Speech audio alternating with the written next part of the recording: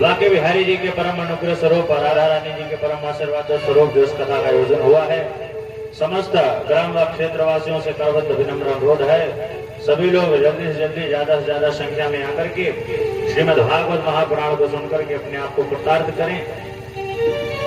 आइए मन और वाणी को पवित्र करने के लिए 2 बार भगवान नाम संकीर्तन और उसके बाद भगवान की दिव्य भव्य कथा। सभी लोग तालियों की सेवा करते हुए आरंभ कीजिए, प्रारंभ कीजिए, त्रैलोक्य पूज्य है राम नाम शुभारंभ कीजिए, आरंभ कीजिए,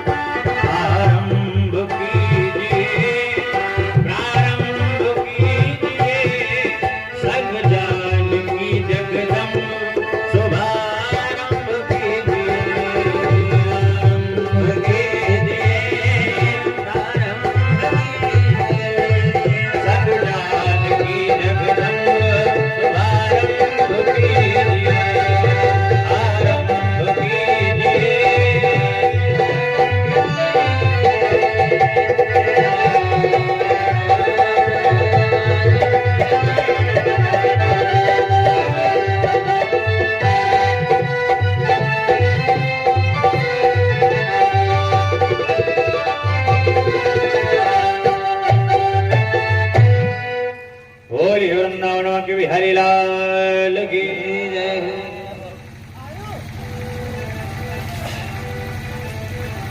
कल रात्रि की कथा में आप सभी लोगों ने महाराजा स्वयंभुव मनु और उनकी पत्नी शत्रुपा की 3 कन्याओं के बारे में सुना, आपूति, देवहूति, प्रसूति। अब बारी आती है उनके पुत्रों की, प्रियव्रत और उत्तानपाद।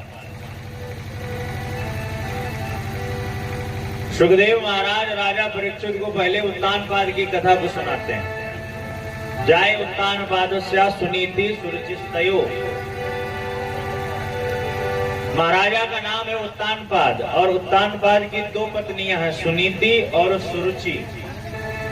या यूं कह लीजिए प्रत्येक व्यक्ति की 2-2 पत्नियां होती।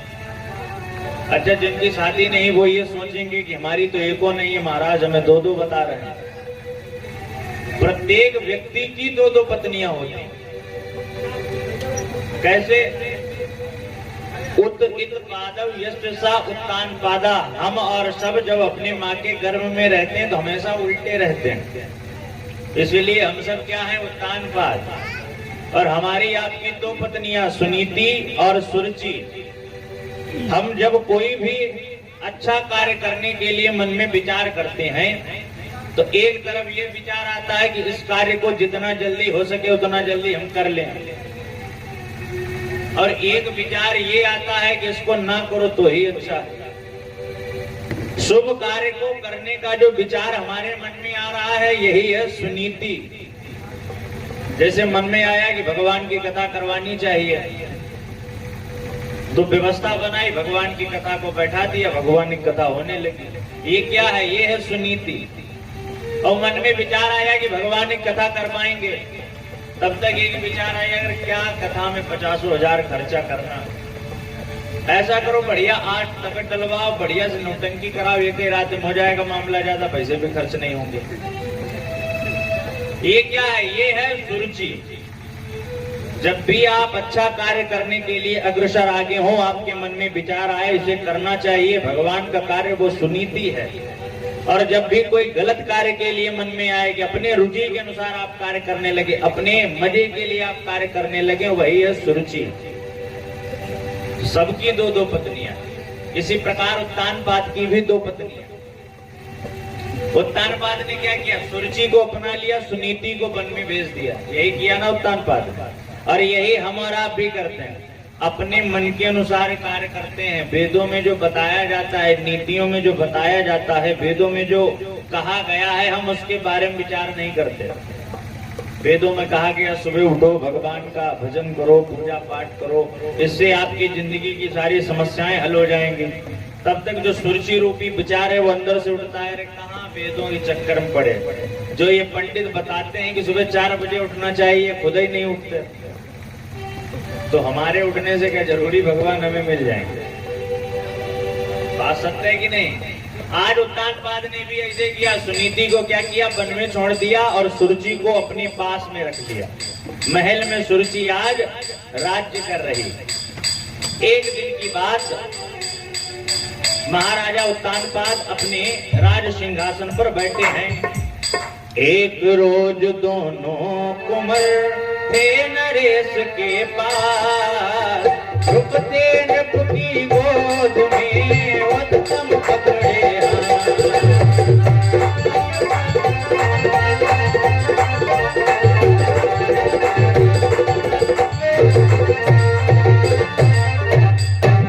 एक दिन की बात, उत्तानपाद अपने सिंहासन पर बैठे हैं। ठीक इसी के मध्य देखा कि सामने से 2 बालक आ रहे हैं। तो एक को तो पहचान लिया जो सुरुचि का बेटा उत्तम कुमार है, और दूसरा बेटा भी उतना ही बड़ा है जिसका नाम है ध्रुव कुमार। तो ध्रुव कुमार को देखा तो मन में विचार किया, अह तेजा क्षत्रियाणाम, ये तो जरूर कोई क्षत्रिय का हमें तेज लग रहा है। तो उससे पूछा बेटा कौन हो? तो ध्रुव जी ने बताया कि हम महारानी सुनीति के बेटे हैं। अच्छा, जब ये बात सुनी तो उत्तानपाद को याद आया कि सुनीति तो हमारी पत्नी है, इस नाते हमारा बालक हुआ। तो अपने बालक को बहुत दिनों के बाद देखा तो बालक को उठा करके गोदी में बैठा लिया। गोदी में ध्रुव जी को बैठा करके हाल चाल पूछ ही रहे थे, कैसे क्या वन में तुम्हारी व्यवस्थाएं हैं, और उत्तम कुमार पास में खड़े थे। ये क्रियाकलाप चल ही रहा था। ठीक इसके मध्य जो उत्तम कुमार की मैया है जिनका नाम है सुरुचि देवी, वो आ गई। और सुरुचि देवी आई, उन्होंने आते ही ध्रुव कुमार को गोदी से उठा करके नीचे फेंक दिया।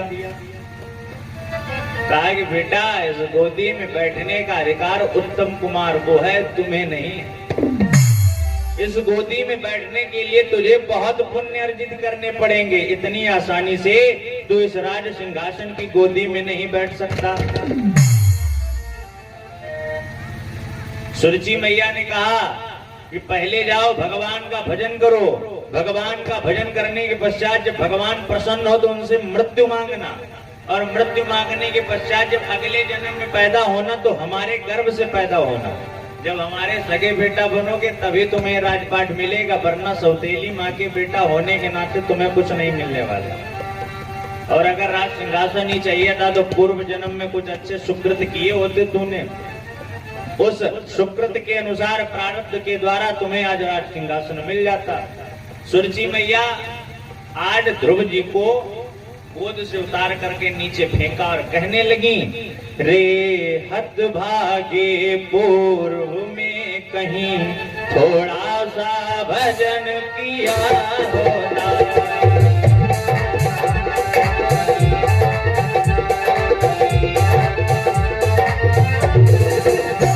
रे हद भागे पूर्व में कहीं थोड़ा सा भजन किया होता, तो उत्तम के बदले तूने, तो उत्तम के बदले तूने मुझसे जन्म लिया होता।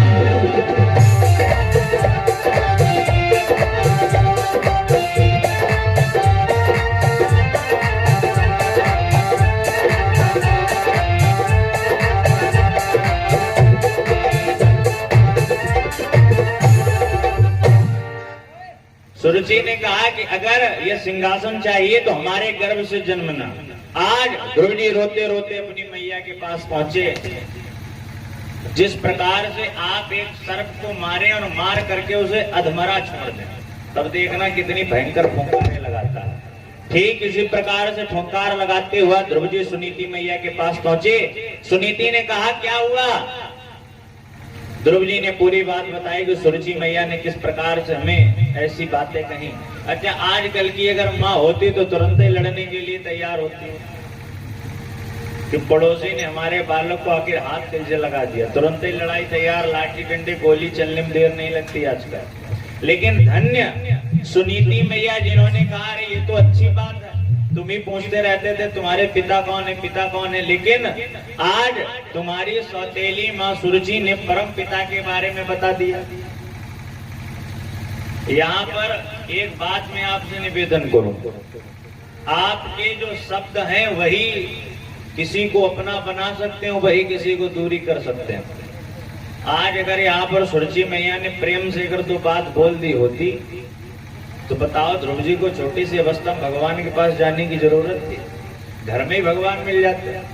लेकिन सुरुचि ने क्या किया? सुरुचि ने डांट फटकार करके ध्रुव जी को वहां से निकाला। आजकल आपने देखा होगा, लोग एक दूसरे के ऊपर वशीकरण करा देते हैं।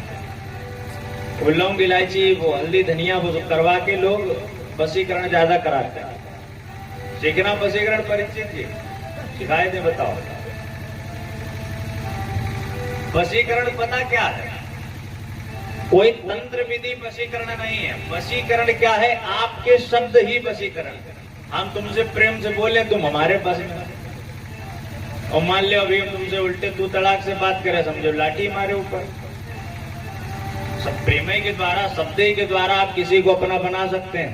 तुलसीदास जी ने बहुत बढ़िया बात लिखी है, तुलसी मीठे बचन से सुख उपजत चाहो, अरे वशीकरण एक मंत्र है, तज दे वचन कठोर। आप मीठे वचनों के द्वारा किसी पर भी वशीकरण कर सकते हैं। ध्रुव जी अपनी मैया के पास पहुंचे। ध्रुव जी ने कहा, अच्छा अब ये बताओ फिर भाई भगवान को कैसे प्राप्त करें?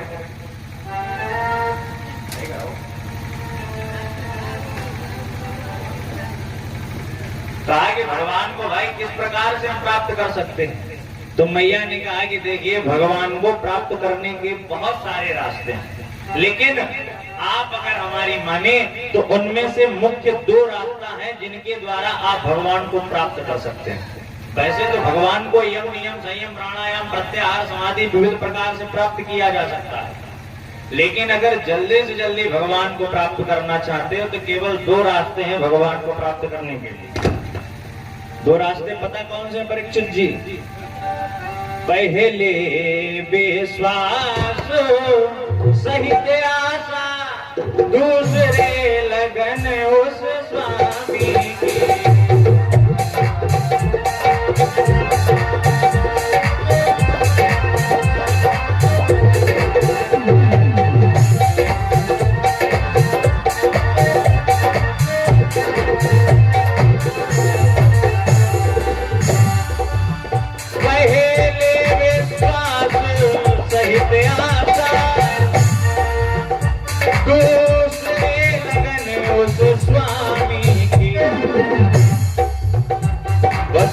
दोनों के अंदर है, बस इन दोनों के अंदर है रास्ता उस अंतर आगे।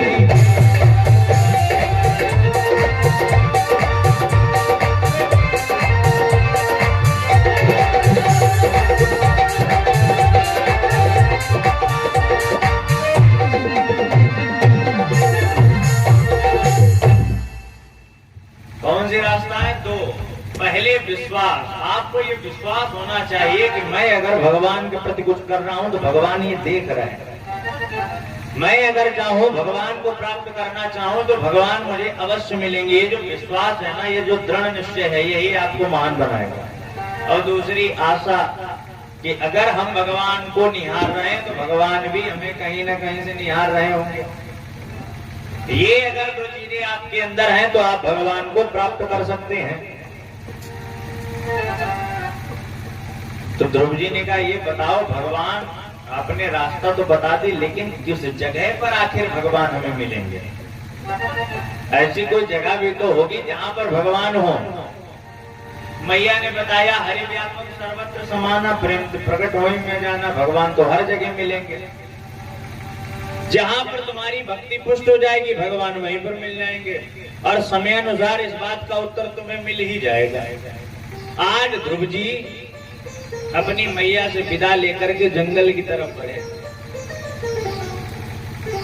माँ ने आज अपने कलेजे पर पत्थर रख करके उस छोटे से बालक को भेजा। जिस बालक के लिए पूरा राजपाट छोड़ा था, आज वही बालक छोड़ करके जा रहा है।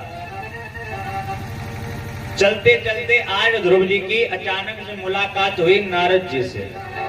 देखिए, भगवान उसी को मिले जिसकी मुलाकात पहले नारद जी से हो चुकी है। डायरेक्ट किसी को भगवान नहीं मिलते। जैसे आप अगर भगवान से मिलना चाहें तो हम आप क्या हैं? हम और आप हैं आत्मा, और वो क्या है? वो है परमात्मा। और आत्मा और परमात्मा के बीच का जो मीडिएटर है वो है महात्मा। जब तक कोई महात्मा नहीं होगा तब तक आत्मा और परमात्मा का जो समन्वय है वो कभी हो ही नहीं पाएगा। जैसे वर और वधू का विवाह होता है तो बीच में पंडित जी की जरूरत पड़ेगी। बिना पंडित जी के बताओ तुम विवाह कर लोगे? मान लो करने वाले तो कर लेते हैं, लेकिन शास्त्र अनुसार अगर विवाह है तो वो ब्राह्मण के राजीनामा से ही होगा। किसी और के राजीनामा से वो विवाह नहीं माना जाएगा। नारद जी मिले। जैसे नारद जी मिले, ध्रुव जी ने तुरंत ही दंडवत प्रणाम किया। पहले क्या होता था, लोग जैसे लाठी पड़ी है ना, इसे लाठी की तरह लेट जाते थे, उसको कहते थे दंडवत प्रणाम। नारद जी जान गए ये भगवान को प्राप्त कर लेगा, क्योंकि अगर आप कुछ बड़ा प्राप्त करना चाहते हैं तो आपके अंदर नम्रता अति आवश्यक है। अगर नम्रता नहीं है तो कहां से कुछ मिलने वाला है? नारद जी समझ गए, और तेज आप क्षत्रियाणाम, ये तो क्षत्रियों का तेज है, और इसीलिए आज इसने हमें प्रणाम किया। नारद जी विविध प्रकार की व्याख्यान बताने लगे किस प्रकार से भगवान मिलेंगे, क्योंकि आज ध्रुव जी का वैराग्य चेक कर रहे हैं। जैसे कोई का वैराग्य क्या होता है, घर पर वही खटपट चल बाबा के मठ पर। जैसे मान लो पति पत्नी घर में रह रहे हैं, आपस में लड़ाई हो गई तो पति जी बैग उठाए और चल दिए किसी बाबा के आश्रम में। अब 4-5 दिन रुके, 4-5 दिन के बाद फिर बेटे की याद आने लगी, फिर भाग आए। तो ऐसा वैराग्य किसी काम का नहीं। तो नारद जी सोच रहे हैं इसका जो वैराग्य है कहीं मरकट बंदर वाला तो वैराग्य नहीं, आज है बच्चे को वैराग्य कल ना हो, इसलिए वैराग्य चक्री कर रहे थे। तब तक ध्रुव जी बोल पड़े, बोले जिस प्रकार फटी छन्नी को लेकर के दूध या चाय को छाना नहीं जा सकता, ठीक उसी प्रकार से तुम्हारी बातें तो बढ़िया हैं, लेकिन सुरुचि मैया के बातों से हमारा हृदय इतना विदीर्ण हो चुका है कि तुम्हारी बातें हमारे समझे में नहीं आ रही। नारद जी ने कहा कि आखिर तुम्हें भगवान मिलेंगे कहाँ? व्यापक विश्वम्भर विशद विश्वरूप विश्वे अगम अनादि अनंत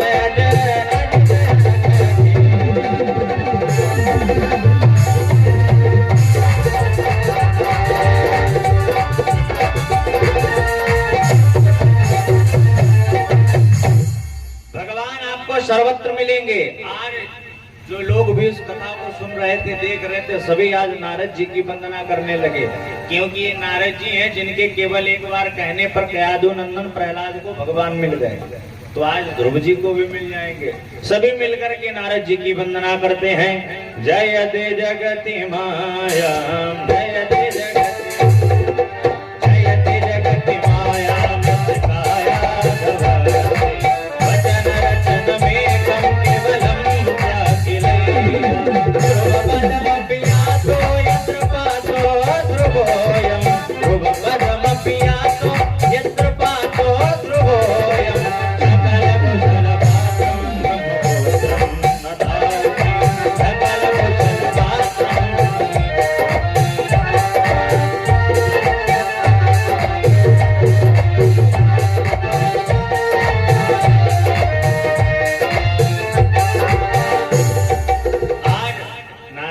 कहा कि आप यमुना के समीप पहुंचे। यमुना के समीप में एक वन पड़ेगा जिसका नाम है मधुवन। वैसे तो वहां पर कई सारे वन है, ताल वन, केहर वन, वृंदावन इत्यादि, लेकिन वहां जहां पर मधुवन पड़ेगा उस जगह पर आप अपनी कुटिया बना करके भगवान को याद करें। ध्रुव जी पहुंचे। ध्रुव जी ने यमुना जी के समीप एक अपनी छोटी सी पर्ण कुटी बनाई, वहीं पर रहने लगे। अब देखिए किस प्रकार से ध्रुव जी भगवान का भजन करते हैं। त्रिरात्रांते त्रिरातांते कपित्था बदरासना, जैसे ही तपस्या का पहला महीना प्रारंभ किया तो 3 दिन में क्या करते हैं, एक बार, 3 दिन में एक बार केवल कंदमूल फल खाते हैं और 3 दिन तक वो भी नहीं खाते। ऐसे धीरे धीरे ध्रुव जी ने पूरा महीना पार कर दिया, 3 दिन में एक बार कंदमूल फल खाते। जैसे ही तपस्या का दूसरा महीना प्रारंभ हुआ तो ध्रुव जी ने क्या किया, 6 दिन में, पहले 3 दिन था, अब 6 दिन, 6 दिन में केवल एक बार दूर्वा घास खाते हैं। यही है दूब, तो गणेश जी को ज्यादा प्रिय जो चढ़ाई जाती है। 6 दिन में केवल एक बार दूब घास खाते हैं और 6 दिन तक वो भी नहीं। ऐसे दूसरा महीना व्यतीत हुआ, जैसे तीसरा महीना लगा। तीसरे महीने में क्या हुआ, तीसरे महीने में 9 दिन के अंदर केवल एक बार यमुना जी का जल पीते हैं। 9 दिन में एक बार अंजलि में जितना जल आता है उसका पान कर देते हैं। 9 दिन तक जल को भी हाथ नहीं लगाते। तीसरा महीना ऐसे व्यतीत हो गया। जैसे ही चौथा महीना प्रारंभ हुआ, चौथे महीने में 12 दिन के अंदर एक बार अपना मुख खोलते हो, मुख में जितनी हवा आ जाती है केवल उसी से काम चलाते हैं और 12 दिन तक हवा भी नहीं खाते हैं। ये एक योगी क्रिया है जिसमें योगी हवा खाकर भी रह लेता है। और जैसे ही 5वां महीना लगा, 5वें महीने में आज ध्रुव जी ने अपनी प्राण वायु को खींचा और अपनी पर्णकुटी के पास दाहिने पैर के अंगुष्ठ पर खड़े हुए और दोनों भुजाएं ऊपर को उठाई। भगवान को आज याद करना प्रारंभ कर दिया। ये 5वां महीना है ध्रुव जी की तपस्या का। एक पैर और 2 भुजा उठाए, एक पैर धरती पर है और दोनों हाथ आकाश मार्ग में। आज ध्रुव जी ने आंखें खोल करके आकाश की तरफ निहारना प्रारंभ कर दिया। अरे एक पैर और 2 भुजा उठाए और हर हर ध्रुव ही जब ही मन लाए।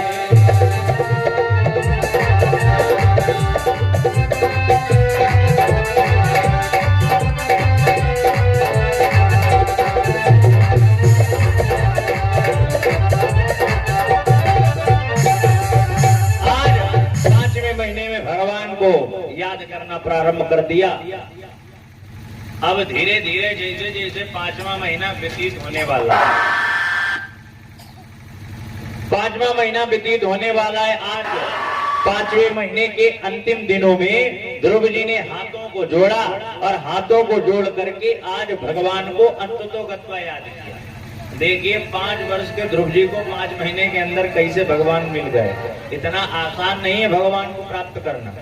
आदमी दिन में 4 बार खाता तब भी एक धूप बत्ती नहीं लगा पाता, वो तो वायु खा के जी रहे हैं।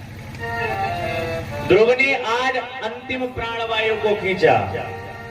जैसे मान ले आप देख रहे हैं कि हवा नहीं चल रही, लेकिन फिर भी हवा चल रही है, क्योंकि हवा के ही द्वारा हम और आपको जो है वो प्राण मिल रहा है। ये प्राणवायु हर जगह फैली हुई है और ध्रुव जी ने आज जिस प्राणवायु के द्वारा पूरा संसार चलता है, यहाँ तक देवी देवता भी चलते हैं, उस प्राणवायु को खींच लिया। जब ध्रुव ने खींची प्राणवायु तब वायु रुकी त्रिलोकों की।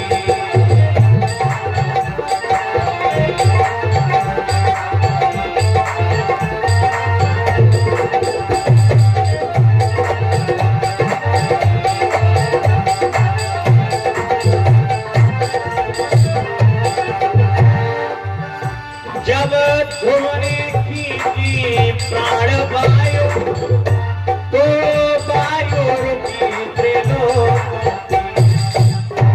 कोहरा मचा ब्रह्मांड हिला। जब हवाई नहीं मिली तो आदमी जिए कैसे?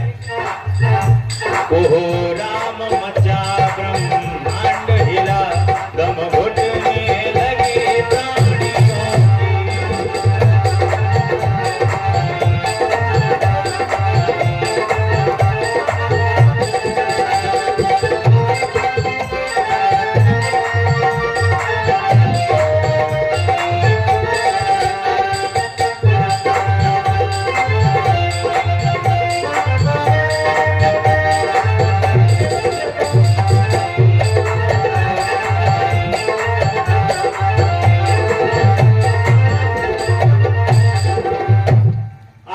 जब ध्रुव ने प्राणवायु खींची तो भू विवाह स्वा महाजना तपा सत्यम मतल बितल सुतल महातल तनातल रवातल पाताल, जितने 7 लोग ऊपर के 7 लोग नीचे के हर जगह की प्राणवायु आज ध्रुव जी ने अपने अंदर एकत्रित कर लिया। जितने भी देवतागण हैं सब भाग करके नारायण के पास पहुंचे। नारायण बचाओ, नारायण बचाओ। अब तो हम लोगों को सांस लेने में भी दिक्कत हो रही, न जाने क्या इसका कारण है, न जाने पृथ्वी पर आखिर होने वाला क्या है। सब आज पहुंचे, नारायण जी को पुकारने में लग गए। शांतकारं बता, भुजग शयनं बता, पद्मनाभं बता, नीलवर्णं बता। शांतकारं बता,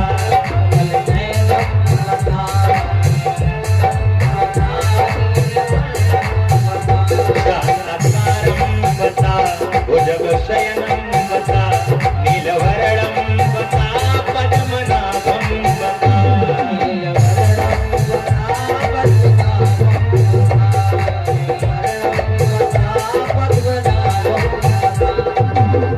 क्षीर सागर में,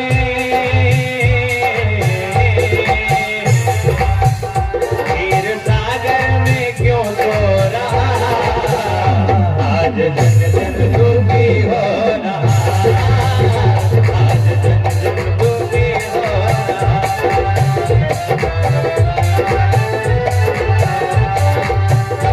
क्षीर सागर में क्यों सो रहा, आज जन जन दुखी हो रहा।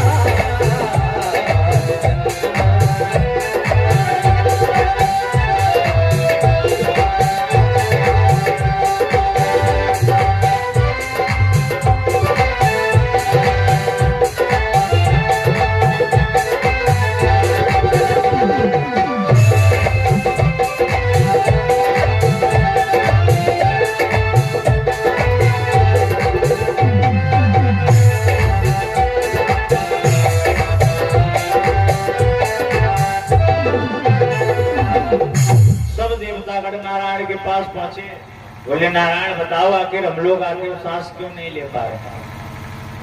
नारायण ने कहा डरने की आवश्यकता नहीं है, ये हमारा भक्त ही है जिसने आप सबकी प्राणवायु को रोका है। तो मानो कि यहाँ पर भगवान बताना चाहते हैं कि इस दुनिया में सबसे बढ़कर अगर कोई है तो वो भक्त ही है। भक्त से बड़ा इस दुनिया में कोई है ही नहीं। भगवान बता रहे हैं सब उपमाओं में बढ़कर उपमा है मेरे भक्तों की, सब प्रतिमाओं से बढ़कर प्रतिमा है मेरे भक्तों की। जो भी है वो सब इस दुनिया में केवल भक्त ही है। भगवान ने कहा कुछ ही समय के पश्चात में जाऊंगा, जाकर के उस छोटे से बालक को दर्शन दूंगा। इतना कहकर के आज भगवान वहां से आए और आकर के आज ध्रुव जी के सामने प्रकट बोले परम ब्रुयाद बेटा वरदान मांगो। अच्छा ध्रुव जी तो आंखें बंद किए हुए खड़े हैं। बार बार भगवान कह रहे हैं बेटा आंखें खोलो, कोई वर मांग लो, लेकिन ध्रुव जी आंखें खोल ही नहीं रहे।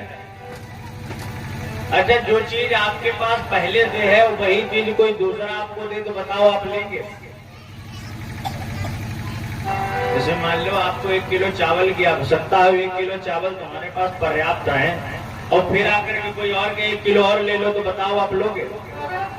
वैसे मान लो एक मैं गई बोलने के लिए पर्याप्त है, वैसे अब कोई कहे नहीं एक और ले लो। अब किसी मामला अगर सही बोल रहा है तो यही सही, का पता दूसरा आके बिगाड़ दे।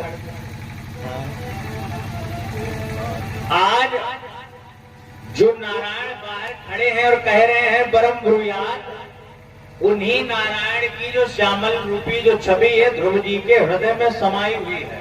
इसीलिए जो भगवान अंदर पहले विराजमान है उन्हें बाहर ध्रुव जी देखना ही नहीं चाहते। भगवान ने क्या किया, भगवान ने ध्रुव के हृदयगत जो छवि थी उसे आराम से धीरे से क्या किया, गायब कर दिया। अच्छा जैसे ही अंदर की जो छवि थी हृदयगत, जैसे ही उसको गायब किया, ध्रुव जी ने हड़बड़ा करके आंखें खोली तो सामने आज नारायण को पाया। अब नारायण कह रहे हैं भैया वरदान मांगो, और ध्रुव जी चुपचाप खड़े बार बार भगवान को निहार रहे हैं। भगवान बार बार ध्रुव जी को देख रहे हैं, लेकिन ध्रुव जी कुछ बोल नहीं रहे। ध्रुव जी मन में विचार कर रहे हैं, बताओ सबसे पूछा भगवान कैसे मिलेंगे, कहाँ मिलेंगे, लेकिन ये किसी से नहीं पूछा। जब भगवान मिल जाए तब क्या करना है। और 5 वर्ष के बालक हैं, कोई पढ़ाई लिखाई तो की नहीं, तो किसी प्रकार की कोई स्तुति तो आ जाती नहीं। भगवान ने क्या किया, स्पर्श वालन कृपया कपोले, भगवान ने अपना संग लिया और धीरे से ध्रुव जी के कान के पास जो गाल है जो धीरे से गाल में लगाया। और गाल में लगाते ही जितना वेद शास्त्र था वो सारा का सारा आज ध्रुव जी को कंठस्थ हो गया। मूकम करोति वाचालम पंगुम लंघयते गिरिम यत कृपातमहं वंदे परमानंद माधवम। भगवान की जब कृपा होती है तब गूंगा भी बोलने लगता है। भगवान की जब कृपा होती है तब लूला भी बड़े बड़े समुद्रों को पार कर जाता है। और आज उन्हीं भगवान की कृपा ध्रुव जी के ऊपर हुई।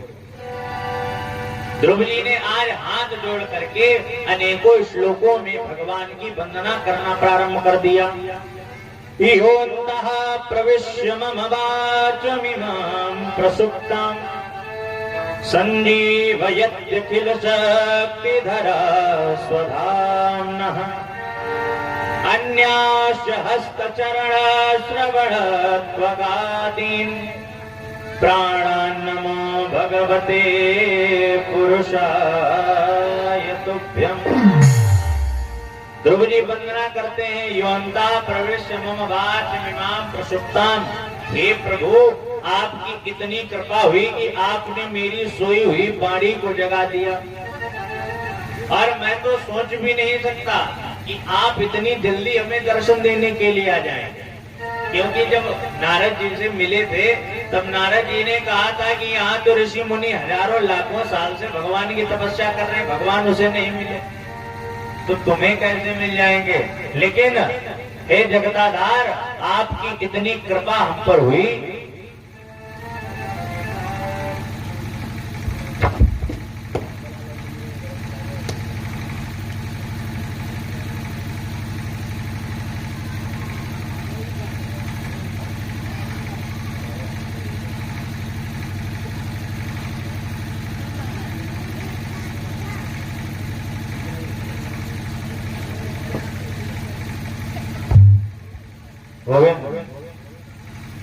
बोलिए वृंदावन के बिहारी लाल की। ध्रुव जी ने बार बार धन्यवाद किया। जो ऋषि महात्मा लाखों करोड़ों वर्ष आपकी तपस्या करते, बताओ आप उन्हें एक बार भी दर्शन देने नहीं जाते। और मुझ जैसा कृपा पात्र इस दुनिया में होगा कहाँ। बताओ 5 वर्ष की आयु 5-6 महीने, बताओ आपकी तपस्या की अचानक से मिल गए। इससे ज्यादा बताओ कृपा दुनिया में आपने किसी पर की है इस दुनिया में? हम तो ये समझते हैं कि सबसे ज्यादा बड़ा कोई कृपा पात्र है तो इस समय है नारायण हम ही हैं। हाथ जोड़ करके आज नारायण की वंदना करना प्रारंभ कर दिया। मेरे घन श्याम की जुल्फें अजब नागिन से काली है। श्याम की जुल्फें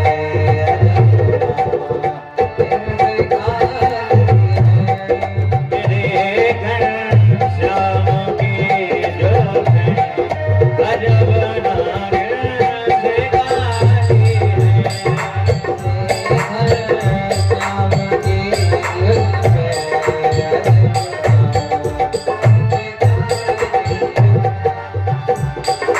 मेरे घन श्याम की जुल्फें अजब नागिन सी काली है। श्याम की जुल्फें अधम नागिन काली है। चुराई चुराई गोविंद चुराई नीलकंठों से कपोलों की गुलाली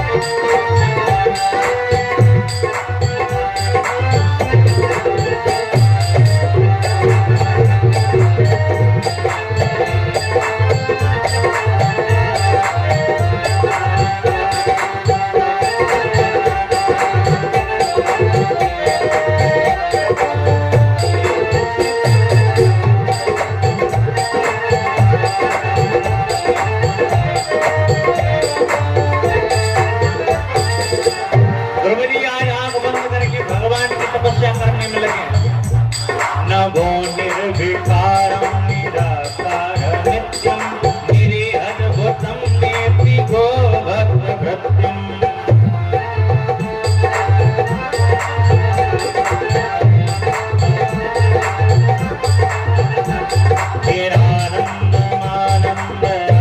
निरानन्दमानन्दरूपं मनोज्ञातिभूतं न बाहे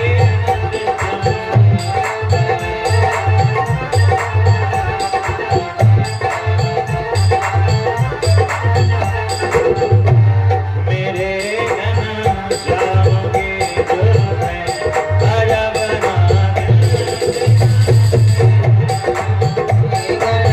श्याम की जुल्फें अधम काली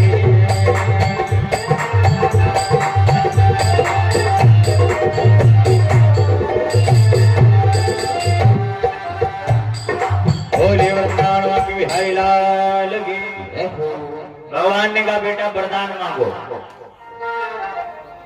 द्रौपदी ने कहा आपको देखने के पश्चात कुछ मांगने की अब आवश्यकता ही नहीं रह गई। आपको देख लिया समझ लीजिए अब कुछ मांगने की जरूरत नहीं है। सबसे बड़े तो आप हैं, अब तो आप ही मिल गए। भगवान ने ध्रुव जी को उठा करके गोदी में बैठाया। बोले बेटा तुम मांगो या ना मांगो, लेकिन हमें तो पता ही है कि तुम आखिर किस लिए यहाँ पर आए। जाओ मैं तुम्हें आशीर्वाद देता हूँ।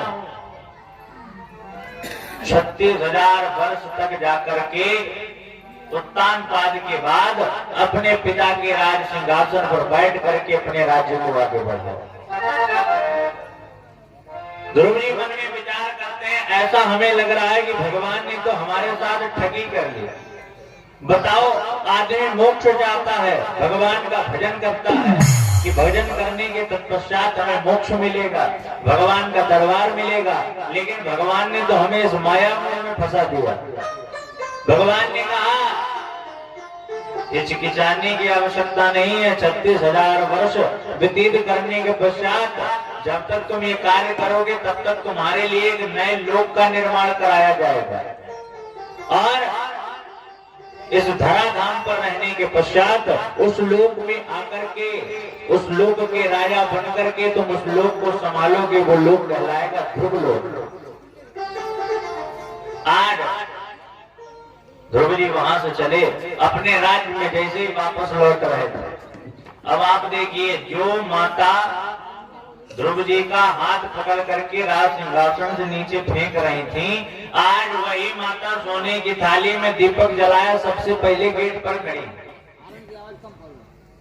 पता है ऐसा क्यों? अरे जा पर कृपा राम की हो,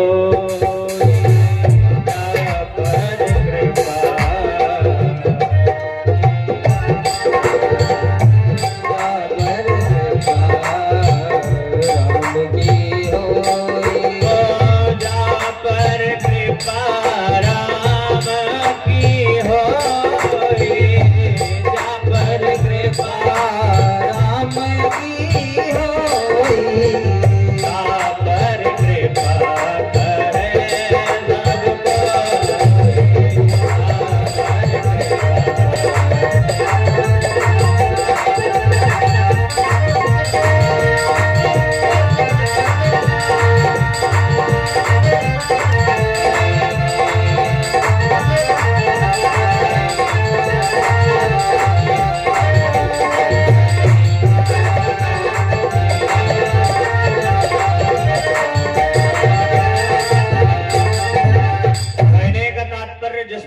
साक्षात नारायण अपनी कृपा कर देते हैं, पूरी दुनिया अपने आप उस पर कृपा करने लगती है। जो माता राज सिंहासन से उठा करके नीचे की ओर फेंक रही थी, वही आज सोने की थाली लेकर के खड़ी हैं। आज ध्रुव जी का राज तिलक किया, और राज तिलक करवाने के पश्चात आज सुरुचि मैया ने अपने हाथों से ले जाकर के पकड़ करके सिंहासन पर बैठा दिया। बोले, हम लोगों की उम्र हो चुकी है, हम लोग जंगल की ओर प्रस्थान करेंगे, और आप इस राज्य को विधिवत प्रकार से संभालिएगा। कुछ 2-4 बड़े बुजुर्ग मंत्रियों के साथ आज ध्रुव जी ने अपने उस राज्य को संभालना प्रारंभ कर दिया। ये बड़े बुजुर्गों का बड़ा महत्व होता है समाज में। जिस समाज में बड़े बुजुर्ग नहीं, वो समाज किसी काम का नहीं।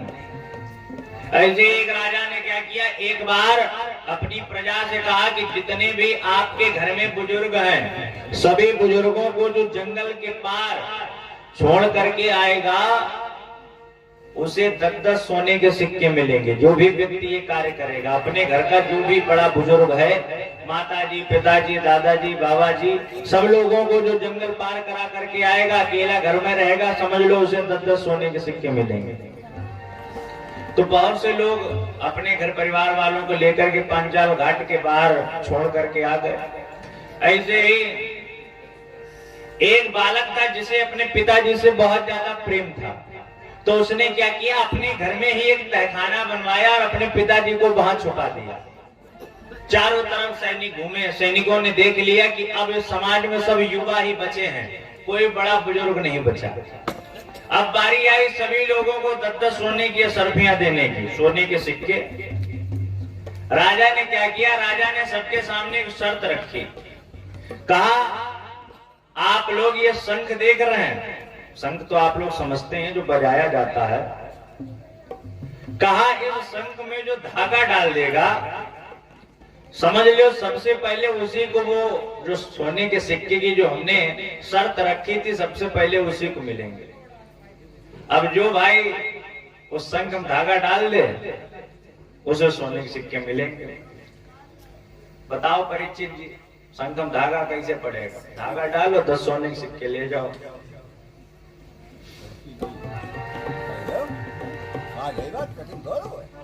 बता परीक्षित। उनकी बुजुर्गन गिनती आप धोरण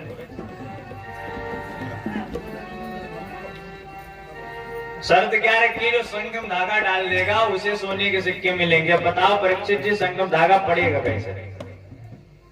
बताओ, सोने का सिक्का नहीं चाहिए या हमें 10 सोने का सिक्का बनवा के दो, डायरेक्ट दिखाओ। अरे नहीं, 10 5 ही दो। मान लो आप अपने इसीलिए मान लो 10 नहीं तो कम से कम 5 ही दो सोने के सिक्के। अब 4-5 लोग हैं हमारे यहाँ, एक ही एक ले जाएंगे घर में, बताएंगे वहां निविया चौराहा पे गए थे, वहां गांव पड़ा था देहलिया, वहां परीक्षित जी ने सोने के सिक्के बांटे। अब शर्त वाली बात नहीं बताएंगे और क्या इससे ज्यादा? बता बूढ़ा फिर आ जाए, बताओ अम्मा। शाम को देखो हुई चींटा, देखो चींटा नहीं देखो, चींटा देखो, चींटा के चींटा देखो। सही बात है कि जाओ चींटा नहीं देखो। चींटे में आप क्या कीजिए, चींटा में बांधिए धागा, समझे? और चींटा को छोड़ दीजिए शंख के अंदर, और शंख के अंदर वो घूमता हुआ जाएगा, अपने आप उसमें धागा पड़ जाएगा। बता कितनी सरल है। उम्र हमारी 4-5 हजार पर से कोई गए, हम बड़े बूढ़े नमाओ थे नए लोग नए दाढ़ी मान लो करिए ये सफेद नए भाई। तो संगम पता चल गया धागा कैसे पड़ेगा। ऐसे ही जब किसी ने धागा नहीं डाल पाया तो वो बालक अपने पिता के पास पहुंचा, कहा पिताजी बताओ धागा कैसे पड़ेगा। अब पिताजी भाई ऐसे बुजुर्ग ठहरे थे, पिताजी ने बता दिया कैसे पड़ेगा। तो जाकर के राजसभा में चीते में क्या किया, धागा बांध दिया, धागे के द्वारा आज उसे 10 सोने की असरफियां मिल गई। इसीलिए कहा जाता बुजुर्गों का होना अनिवार्य है। इस प्रकार आज ध्रुव जी ने विविध प्रकार से अपने राज सिंहासन को आगे बढ़ाया। एक बार की बात, उत्तम कुमार की जो लड़ाई थी यक्षों से हो गई। ध्रुव जी ने जाकर के विविध प्रकार के यक्षों का संहार कर दिया। इसके बाद इनके विवाह इत्यादि की कथाएं आती हैं।